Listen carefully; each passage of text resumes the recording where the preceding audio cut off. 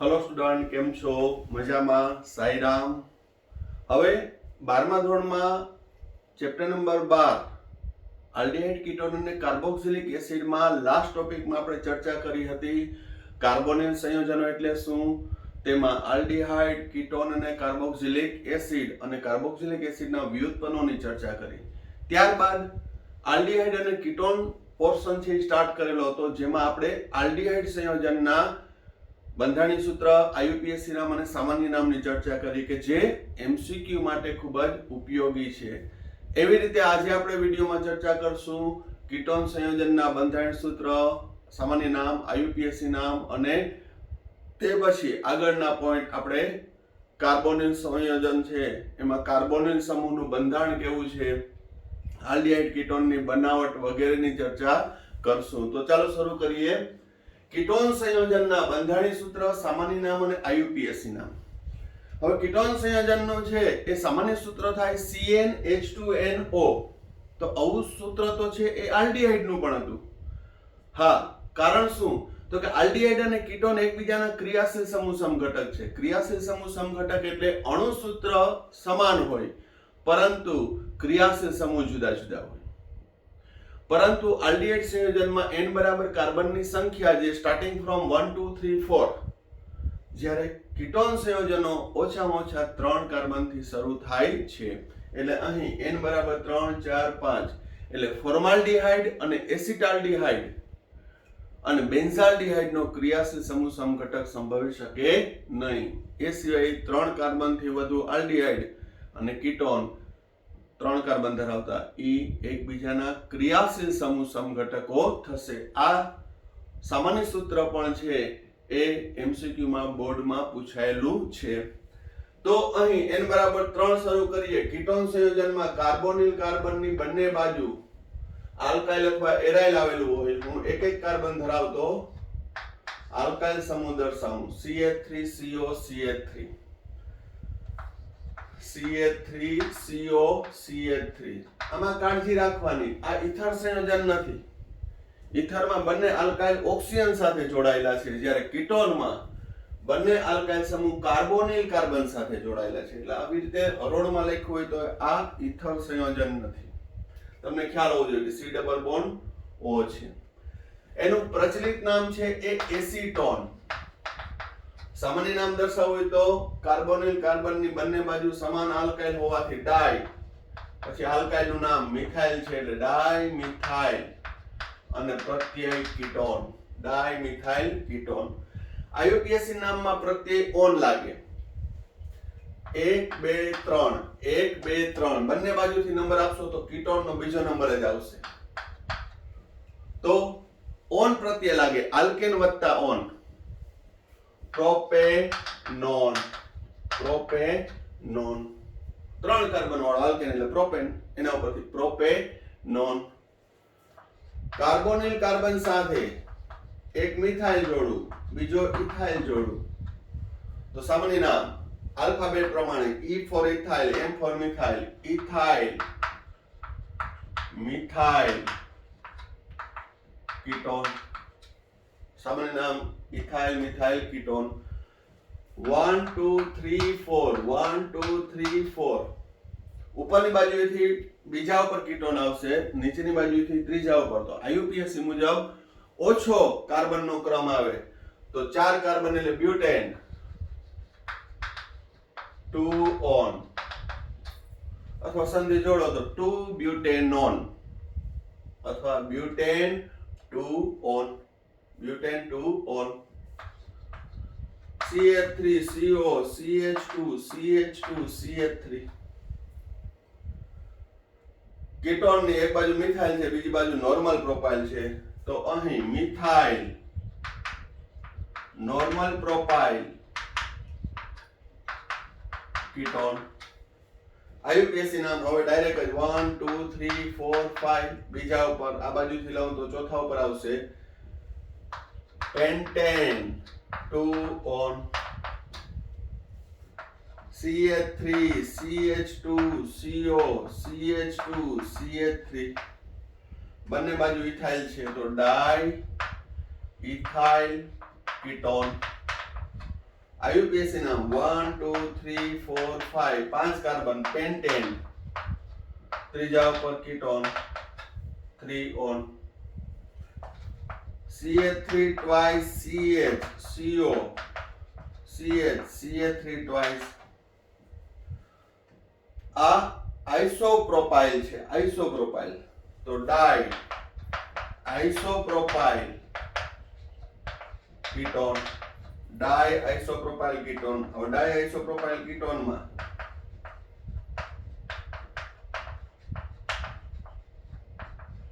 IUPAC નામ શું થશે? 1 2 3 4 5. બીજા અને ચોથા ઉપર મિથાઇલ છે, ત્રીજા ઉપર કીટોન છે. તો 2 4 ડાઇમિથાઇલ એ પૂર્વક તરીકે આવશે, વિસ્થાપિત. 2 4 dimethyl pentane 3 on, pentane 3 on. બરાબર. તો આ ઓલરેડી આપણે 11મા ધોરણમાં પ્રેક્ટિસ કરી ગયા છીએ, પણ થોડુંક વાર્મઅપ કરવા માટે કે જેથી તમારે બંધારણ સૂત્ર આગળ રાસાયણિક પ્રક્રિયાની અંદર આવે તો એ કે અનનોન લાગે નહીં. વ્યવસ્થિત જોઈ લ્યો.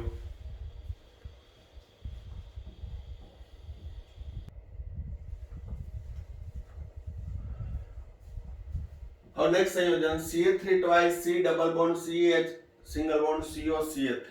આનું પ્રચલિત નામ છે મેસિટાઇલ ઓક્સાઇડ. IUPAC શું થશે? આ કાર્બન સાથે બે મિથાઇલ જોડાયેલા છે એટલે CH3 CH3 આ રીતે જોડવાનું. Double bond CH single bond CO CH3. તો આ કીટોન છે, અસંતૃપ્ત કીટોન. તો કીટોનની ક્રિયાશીલતા વધુ એટલે એનો ઓછો ક્રમ 1 2 3 4 5. ચોથા ઉપર methyl 4 methyl pant 3 in 2 on. 4 methyl pant 3 in ત્રીજા ઉપર ઇન ENE આલ્ફાબેટ પ્રમાણે ONE એટલે ઓન. તો 3 in 2 on. 4 methyl 2 pentanone 3 in. આમ પણ દર્શાવી શકાય, પણ IUPAC આ રીતનું થશે. અહીં આ એસિટોન ભાગ છે, આ એસિટોન છે, આ એસિટાઇલ સમૂહ છે. કાલે જ આપણે ચર્ચા કરી. તો આનું નામ એસિટાઇલ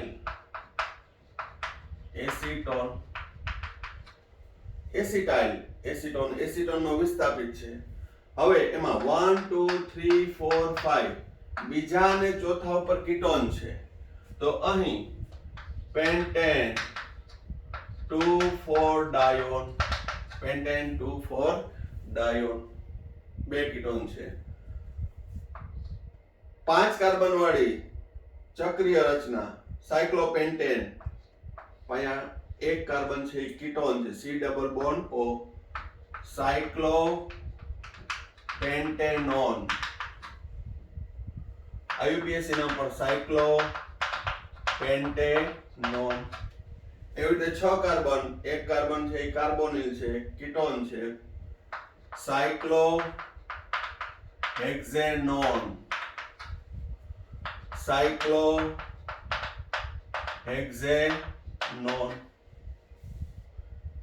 6 કાર્બન વાળો સાયક્લોહેક્ઝેનોન, પણ ક્રિયાશીલ સમૂહથી પહેલો કાર્બન આલ્ફા ઉપર મિથાઇલ, આલ્ફા મિથાઇલ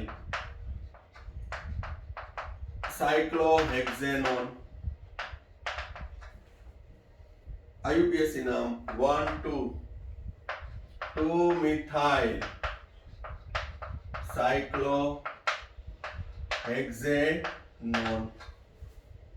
ઘણી વખત આપણે એવું હોય કે બંધારણ સૂત્ર શું જરૂર છે, પણ બંધારણ સૂત્ર તમે લખજો એ પ્રોપર લખાવવું જોઈએ. જેમ કે અહીં મેં બંધારણ દર્શાવ્યું તો એમાં કાર્બન સિંગલ બોન્ડ કાર્બન આ બંને જોડેલો હોવો જોઈએ. આપણે મન થાય એમ લખી નાખીએ કેવી રીતે આમ CH3C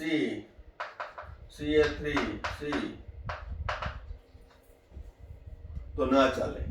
બંધારણ સૂત્ર છે એકદમ ક્લિયર હોવા જોઈએ.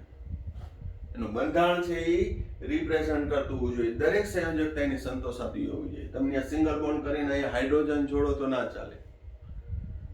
એટલે એના માટે પ્રેક્ટિસ કરવી જરૂરી છે.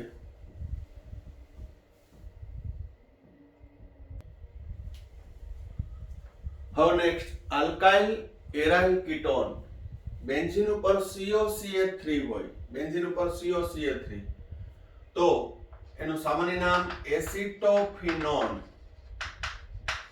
એસિટોફિનોન અથવા મિથાઇલ ફિનાઇલ કીટોન, મિથાઇલ ફિનાઇલ કીટોન. એનું IUPAC નામ પણ એસિટોફિનોન છે, પરંતુ બીજી રીતે IUPAC નામ કરીએ તો 1 2 ઇથેન 1 ઓન, ઇથેન 1 ઓન. પહેલા કાર્બન ઉપર ફિનાઇલ છે એટલે 1 ફિનાઇલ, 1 ફિનાઇલ ઇથેન 1 ઓન. હવે IUPAC નામ એટલે એવું નામ કે જેના આધારે બંધારણની માહિતી મેળવી શકાય. જેમ કે એસિટોફિનોન, એસિટાઇલ સમૂહ બેન્ઝીન ઉપર છે, ફિનાઇલ સમૂહ ઉપર છે, તો એનું બંધારણ મેળવી શકાય. અથવા 1 phenyl ethane 1 one, ethane 1 one, ethane પહેલા ઉપર ઓન, પહેલા ઉપર ફિનાઇલ, બાકીની સંયોજકતા હાઇડ્રોજન દ્વારા. તો IUPAC નામ એટલે એવું નામ કે જેના આધારે બંધારણની માહિતી આવવી જોઈએ. COCH2CH3 પ્રોપિયોફિનોન, પ્રોપિયોફિનોન અથવા ethyl phenyl ketone, ethyl phenyl ketone. IUPAC નામ 1 2 3, પહેલા ઉપર phenyl, propane 1 one, 1 phenyl, propane 1 one. Diphenyl ketone, diphenyl ketone.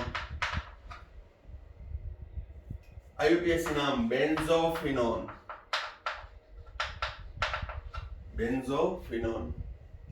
હવે આ કીટોન છે, આ બેન્ઝાઇલ સમૂહ છે. બેન્ઝીન ઉપર CH એટલે બેન્ઝાઇલ, બેન્ઝાઇલ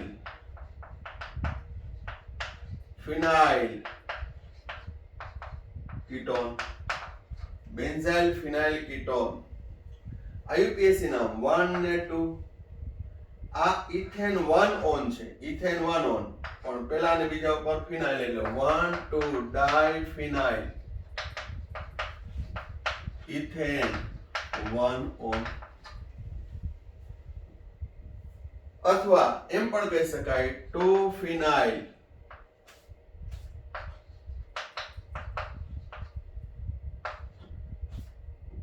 એસિટોફિનોન.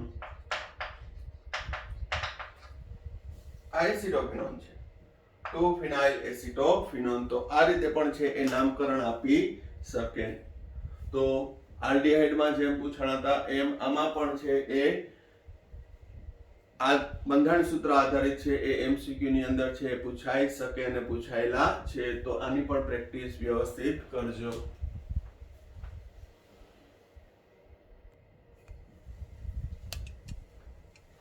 હવે લખાણ સંબંધિત ની અંદર બંધારણ સૂત્ર આપો 12.1.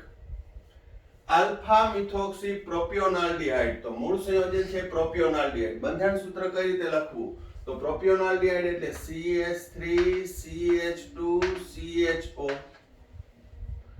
ક્રિયાશીલ સમૂહથી પહેલો કાર્બન આલ્ફા, આલ્ફા ઉપર છે મિથોક્સીનું વિસ્થાપન છે એટલે એક હાઇડ્રોજન દૂર કરી ત્યાં OCH3, 2 મિથોક્સી પ્રોપેનલ, 2 મિથોક્સી પ્રોપેનલ. IUPAC નામ.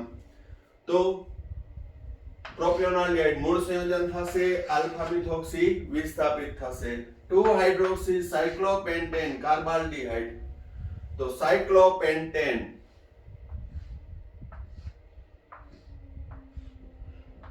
પહેલા કાર્બન ઉપર આપણે કાર્બાલ્ડિહાઇડ એટલે CHO, આ પહેલો કાર્બન. બીજા કાર્બન ઉપર હાઇડ્રોક્સી એટલે OH. 2-હાઇડ્રોક્સી સાયક્લોપેન્ટેન કાર્બાલ્ડીહાઇડ. ડાઈ દ્વિતીયક બ્યુટાઇલ કીટોન. હવે દ્વિતીયક બ્યુટાઇલ છે એટલે શું તો CH3 CH2 CH3. આલ્કાઇલ સમૂહમાં નિયોપેન્ટેન સુધી છે એ તમને આલ્કાઇલ સમૂહ આવડવો જોઈએ. મિથાઇલ, ઇથાઇલ, પ્રોપાઇલ, આઇસોપ્રોપાઇલ, બ્યુટાઇલના 4 સમઘટકો પ્રાથમિક, દ્વિતીયક, તૃતીયક અને આઇસોબ્યુટાઇલ. એની ઘણીવાર 11મા ધોરણમાં ઇવન 12મા ધોરણમાં ઓર્ગેનિક સ્ટાર્ટ કર્યું ત્યારે પણ પ્રેક્ટિસ કરી ચૂક્યા છીએ. તો આ છે દ્વિતીયક બ્યુટાઇલ. ડાઈ દ્વિતીયક બ્યુટાઇલ કીટોન. કીટોનની બંને બાજુ ડાઈ દ્વિતીયક બ્યુટાઇલ એટલે CH3 CH2 CH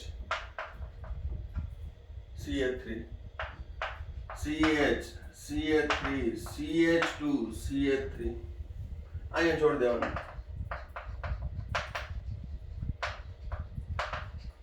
આ રીતે IUPAC નામ આપવું તો 1 2 3 4 5 6 7 3 5 ડાઇમિથાઇલ હેપ્ટેન 4 on ડાઈ દ્વિતીયક બ્યુટાઇલ કીટોન. ત્યારબાદ 3-હાઇડ્રોક્સી બ્યુટેનોલ. બ્યુટેનોલ એટલે 4 કાર્બન ધરાવતો આલ્ડીહાઇડ CH3 CH2 CHO 1 2 3 ને 4. ત્રીજા ઉપર હાઇડ્રોક્સી OH. 4-ઓક્સોપેન્ટેનોલ. તો અહીં 1 2 3 4 5 પેન્ટેનોલ છે એટલે CHO હશે, આલ્ડીહાઇડ હશે. 1 2 3 4 4 ઉપર ઓક્સો ડબલ બોન્ડ O. બાકીના હાઇડ્રોજન 1 2 3 4 5 4-ઓક્સો પેન્ટેનોલ. કારણ કે આલ્ડીહાઇડની ક્રિયાશીલતા વધુ એટલે એનો ઓછો ક્રમ આપવાનો. તો આ વિસ્થાપિત ઓક્સો થશે, આ કીટોન નહીં થાય. શું બોલવાશે? ઓક્સો. 4-ફ્લોરોએસિટોફિનોન. એસિટોફિનોન એટલે બેન્ઝીન ઉપર COCH3 1 2 3 4 4 ઉપર ફ્લોરિન. તો અહીં મેં જે બંધારણ દર્શાવ્યા છે બેન્ઝીન ઉપર કાર્બન જ જોડાય પછી COCH3 એ રીતે. તો બંધારણ લખતી વખતે પણ છે એનું પ્રેઝન્ટેશન પણ પ્રોપર હોવું જોઈએ. લખાણ સંબંધિત છે, કેટલાક સ્વાધ્યાયના છે એ સેલ્ફ પ્રેક્ટિસ માટે કરજો તમે. એમાં પણ છે એ શરૂઆતમાં એનો મતલબ કે આપણે જે આલ્ડીહાઇડ કીટોનના બંધારણ સૂત્ર ભણ્યા, સામાન્ય નામ ભણ્યા, IUPAC નામ ભણ્યા, એનું સ્વાધ્યાયની અંદર એના જેવા એ જ એની પ્રેક્ટિસ આપેલી હોય કે જેથી તમારા બંધારણ સૂત્ર લખવામાં IUPAC નામકરણમાં સ્ટ્રોંગ બને અને એને લીધે જે તે ચેપ્ટરના રાસાયણિક પ્રક્રિયા સમીકરણ છે એ લખવામાં પણ એકદમ સરળતા રહેશે. બરોબર?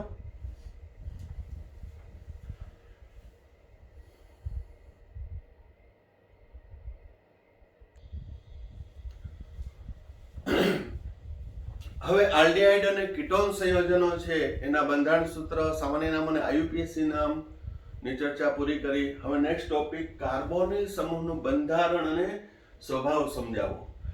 આ ક્વેશ્ચન છે એ સામાન્ય રીતે બેઝિક ફંડામેન્ટલ માટે છે કે આગળ આપણે રાસાયણિક ગુણધર્મો ભણશું એને સમજવા માટે થોડી સરળતા રહેશે. આ ઉપરાંત મેં તમને કીધું કે ટેક્સ્ટ બુકના પ્રસ્તાવનામાંથી લઈને સ્વાધ્યાયના અંશ સુધીમાંથી MCQ નીકળે છે. એટલે ઘણીવાર આપણે એવું થતું હોય કે MCQ બુક કઈ સોલ્વ કરવી. સામાન્ય રીતે પ્રેક્ટિસ માટે છે એ ઘણી બધા પ્રકાશનો આવે છે ગુજરાતી મીડિયમમાં. એ બધામાં સારા અમુક મટીરિયલ હોય છે એ ફક્ત પ્રેક્ટિસ માટે. પણ જો તમારી પાસે બેઝ હશે તો કોઈ પણ એડિશનમાંથી, કોઈ પણ પ્રકાશનમાંથી તમે છે એ MCQ સોલ્વ કરી શકશો. ફક્ત તમારી પાસે બેઝ હોવું જોઈએ. એટલે હું પહેલા પ્રિફર કરું છું NCERT ની ટેક્સ્ટ બુક તમારી પાસે વર્ડ ટુ વર્ડ હોવી જોઈએ કે જેથી એ થિયરિકલ ટાઈપના ક્વેશ્ચનમાંથી પણ MCQ કાઢ્યો હોય તો તમે સોલ્વ કરી શકો. બાકી કોઈ પણ લિટરેચર લઈ અને એના ABCD MCQ પાકા કરી જવાથી છે MCQ છે એ સોલ્વ નથી થતા. એટલે જ આપણે ટેસ્ટ લેતા હોય તો 50 માંથી છે એ 40 ઉપર ટકવું મુશ્કેલ પડે. પણ એનસીઈઆરટી નો જો તમારી પાસે કન્સેપ્ટ ક્લિયર હોય તો હું તો એટલી ચેલેન્જ આપું છું કે નીટ લેવલના એમસીક્યુ પણ તમે સોલ્વ કરી શકશો. પણ બસ બેઝ તૈયાર કરો. બરાબર. તો કાર્બોનિલ સમૂહનું બંધારણ અને સ્વભાવ. તો કાર્બોનિલ સમૂહનું બંધારણ જોઈએ તો કાર્બોનિલ સમૂહ એટલે આપણે ફરી વ્યાખ્યા યાદ કરી લઈએ કે કાર્બન સાથે ઓક્સિજન ડબલ બોન્ડથી જોડાયેલો હોય. કાર્બન સાથે ઓક્સિજન દ્વિબંધથી જોડાય તો એને કાર્બોનિલ સમૂહ કહેવાય. સમૂહ શા માટે કીધું તો કે અહીં કાર્બન સાથે ઓક્સિજન દ્વિબંધથી જોડાય એટલે ઓક્સિજનની સંયોજકતા સેટિસ્ફાઈ થઈ ગઈ, પરંતુ કાર્બનની 4 સંયોજકતામાંથી 2 સંયોજકતા ખાલી રહી. એટલે કોઈ પણ સ્પીસીસને એક કે તેથી વધુ સંયોજકતા ખાલી રહે તો એને સમૂહ કહેવાય, અને સંપૂર્ણ રીતે ફૂલફિલ એની સંયોજકતા હોય તો એ સંયોજન બને. જેમ કે મેં કીધું હતું કે CH4 એ સંયોજન છે કારણ કે કાર્બનની 4 સંયોજકતા સેટિસ્ફાઈ છે, પરંતુ CH3 હોય તો એ સમૂહ કહેવાય, મિથાઇલ સમૂહ. એસિટિક એસિડ CH3COOH એમાં કાર્બનની ઓક્સિજનની બધાની સંયોજકતા સેટિસ્ફાઈ છે, તો ખાલી આમ હોય COOH તો આ કાર્બોક્સિલ સમૂહ કહેવાય. એવી રીતે અહીં કાર્બન સાથે ઓક્સિજન દ્વિબંધથી જોડાય તો એ કાર્બોનિલ સમૂહ પણ અહીંયા 2 સંયોજકતા ખાલી છે એટલે કાર્બોનિલ સમૂહ કહેવાય. અને ત્યાં એ સંયોજકતા અન્ય પરમાણુ કે પરમાણુ સમૂહ વડે સેટિસ્ફાઈ થઈ અને જુદા જુદા સંયોજન બનતા હતા. Aldehyde, ketone, carboxylic acid. અહીં હાઇડ્રોજન અને આલ્કાઇલ હોય તો આલ્ડીહાઇડ બનતો હતો, 2 આલ્કાઇલ હોય કે એરાઇલ હોય તો કીટોન બનતો હતો, એક OH હોય ને એક આલ્કાઇલ હોય તો કાર્બોક્સિલિક એસિડ બનતું હતું. તો એ સંયોજન બને કારણ કે બધી સંયોજકતા ફૂલફિલ થાય છે. તો હવે કાર્બન સાથે ઓક્સિજન દ્વિબંધથી જોડાય તો અહીં આપણે ઉલટો લઈએ. સિગ્મા બંધ કેટલા થશે? 1, 2 અને આ 3 સિગ્મા બંધ, અને આ કેવો થશે? પાઈ બંધ. 3 સિગ્મા બંધ બનાવે. કાર્બોનિલ સમૂહ છે એ 3 સિગ્મા ને પાઈ બંધ બનાવે 4 સંયોજકતામાંથી.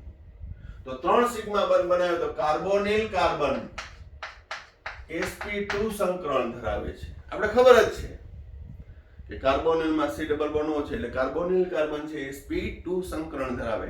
હવે કાર્બોનિલ કાર્બનના sp2 સંકરણથી ઉદ્ભવતી 3 સંકૃત કક્ષકો. 3 સંકૃત કક્ષકો એમાં 3 અયુગ્મિત ઇલેક્ટ્રોન રહેલા હોય, જેમાંની એક સંકૃત કક્ષક ઓક્સિજનની એક સંકૃત કક્ષક સાથે સમિશ્રણ પામી અને કાર્બન ઓક્સિજન સિગ્મા બંધ બનાવે. તો sp2 સંકરણથી ઉદ્ભવતી 3 સંકૃત કક્ષકોમાંથી એક સંકૃત કક્ષક ઓક્સિજન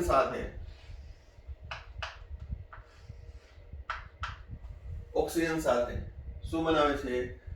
ઇલેક્ટ્રોનની ભાગીદારીથી કાર્બન ઓક્સિજન સિગ્મા બંધ બનાવે. આ સિગ્મા બંધ થયો. બાકી રહેલી કાર્બનની 2 સંકૃત કક્ષકો જો આલ્ડીહાઇડ હોય તો એક હાઇડ્રોજનની 1s સાથે અને બીજી હાઇડ્રોજનની 1s ફોર્માલ્ડિહાઇડ હોય તો હાઇડ્રોજનની 1s, અથવા તો આલ્કાઇલ હોય તો આલ્કાઇલના કાર્બનના sp3 સંકૃત કક્ષક સાથે સિગ્મા બંધ બનાવશે. શું?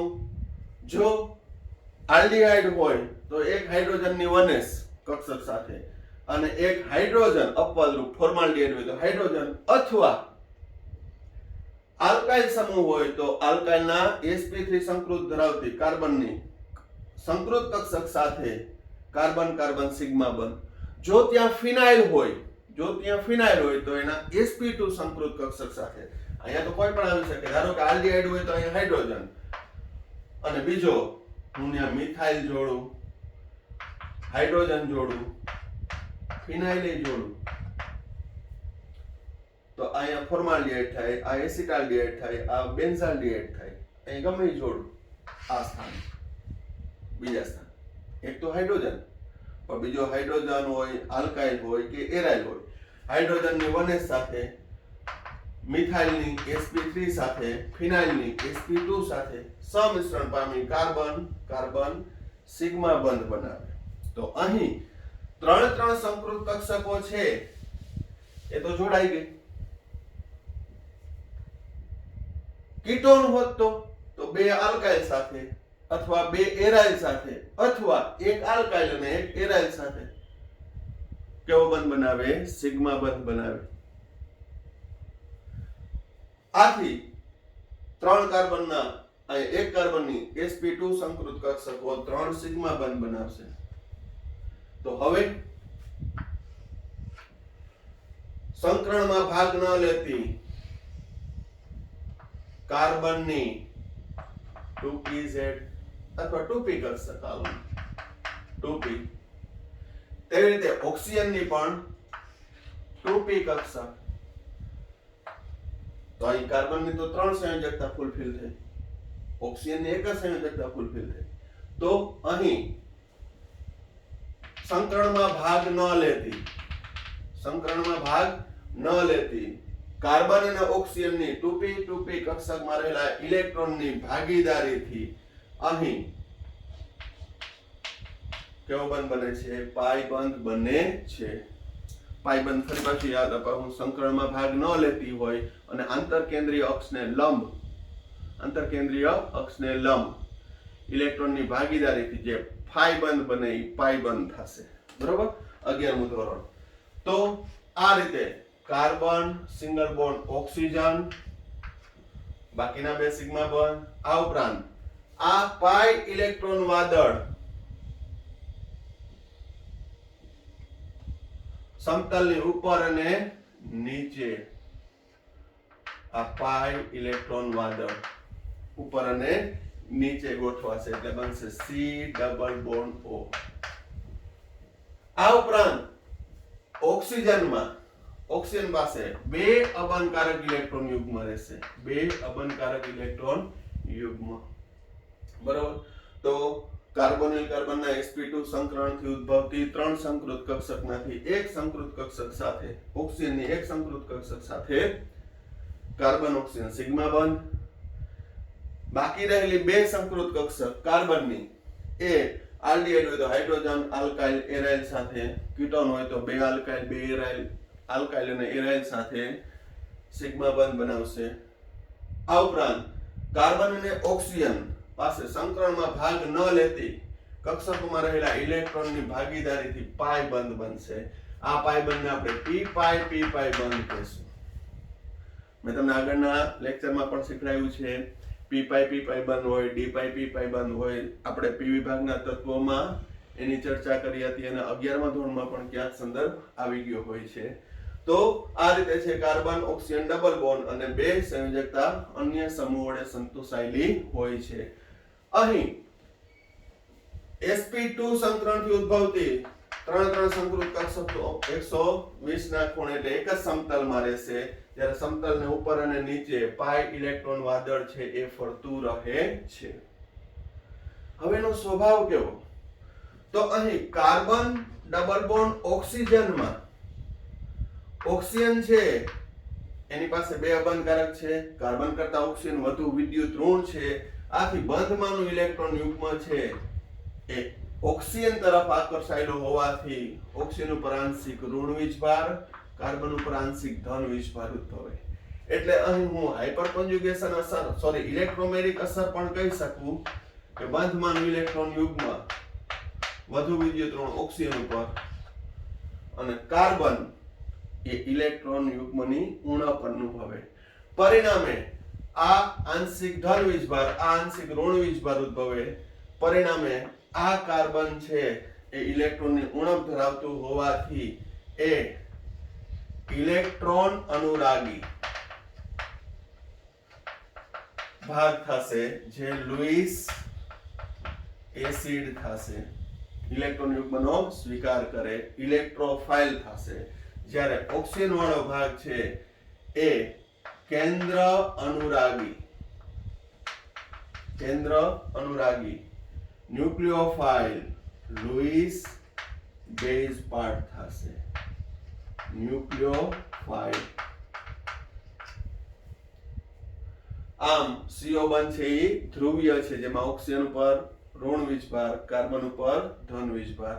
અહીં આ ધ્રુવીય બંધની સ્થિરતા આપણે સંસ્પંદન બંધારણના આધારે સમજાવી શકાય કે બંધમાંનું ઇલેક્ટ્રોન યુગ્મ ઇલેક્ટ્રોમેગ્નેટિક અસરમાં પણ ભણ્યા હતા આપણે, કેના પર સ્થાનાંતરિત થાય છે? વધુ વિદ્યુત ઋણ ઓક્સિજન ઉપર. તો જ્યારે આપણે રાસાયણિક પ્રક્રિયા ભણશું ત્યારે પ્રક્રિયકની હાજરીમાં અહીં ઇલેક્ટ્રોમેગ્નેટિક અસર પણ હું તમને યાદ અપાવીશ. એ યોગ્ય પ્રક્રિયકની હાજરીમાં બંધમાંનું ઇલેક્ટ્રોન યુગ્મ વધુ વિદ્યુત ઋણ પરમાણુ અહીં કાર્બોનિલમાં ઓક્સિજન ઉપર સ્થાનાંતરિત થાય છે. અને અહીં આ છે ઇલેક્ટ્રોફાઇલ બનશે, આ ન્યુક્લિયોફાઇલ બનશે. તો કયા પ્રકારની છે એ રાસાયણિક પ્રક્રિયા આપે છે એ સમજવા માટે પણ છે આ સંદર્ભ છે એ ખૂબ જ અગત્યનો છે. મેં તમને કીધું કે અન્ડરસ્ટેન્ડિંગ થી જો તમે અભ્યાસ કરશો તો ખૂબ જ મજા આવશે. અને હવે એ પણ સ્વીકારવું જોશે કે આપણે આ જ રીતે છે ઓનલાઈન જ છે એ વધારે અભ્યાસ કરવાનો છે. ઓફલાઈન ની અંદર છે એ ક્યારે અભ્યાસ નું ખુલે એ તો ભગવાન જાણે. પરંતુ હાલમાં આપણી પાસે જેમ જેમ સમય ચાલતો જાય એમ કદાચ ઓફલાઈન હવે નેક્સ્ટ મંથ થી નહીં ખુલે, જાન્યુઆરી થી 21 થી, તો પણ છે આપણે આગળના જે નવા ટોપિક જે આપણે ભણ્યા ના હોય એ તો ભણવા પડે. આનું એટલું રિવિઝન ના થાય. બધા બેસ્ટ પ્રયત્ન કરશે જ દરેક શિક્ષક, પણ છતાંય સમયની મર્યાદાને ધ્યાનમાં રાખી બધું પૂરું થવું શક્ય નથી. મીનવાઇલ નીટ પણ ફરજિયાત હોય છે, તો એની પણ પ્રેક્ટિસ કરવાની હોય છે. એટલે ઓનલાઈન જ છે એને ઓફલાઈન માનીને એકદમ ગંભીરતાપૂર્વક છે અભ્યાસ કરશો તો કાંઈ વાંધો આવે નહીં. પરંતુ એમાં પણ જો ઠાગાઠૈયા કરો, ફોરવર્ડ કરીને જોતા હોય, બરોબર, ધ્યાન બીજે હોય, ખાલી વિડીયો ચાલુ હોય, તો પણ એનો મતલબ નથી. એક ડેડિકેશન સાથેનું વર્ક થવું જોઈએ કે ભાઈ આ પોઈન્ટ કર્યો, આને રિલેટેડ કંઈ પણ ક્વેશ્ચન પૂછ્યો, હોમવર્ક કર્યું તો એ કરી નાખવાનું. કોઈને સાબિત કરવા માટે નહીં, કોઈને દેખાડવા માટે નહીં કે મેં કીધું, તમારી જાતને સાબિત કરવા માટે કે ના મેં આટલું વર્ક કર્યું છે. તો આ વિડીયોમાં આપણે અહીંયા સુધી રાખીએ છીએ. નેક્સ્ટ આલ્ડીહાઇડ કીટોન સંયોજનનો બનાવટ જે ટોપિક છે લાંબુ છે, તો એ આપણે નેક્સ્ટ વિડીયોમાં કન્સિડર કરી લેશું. આ વિડીયોમાં આપણે અહીંયા સુધી રાખીએ છીએ. Thank you. સાઈરામ.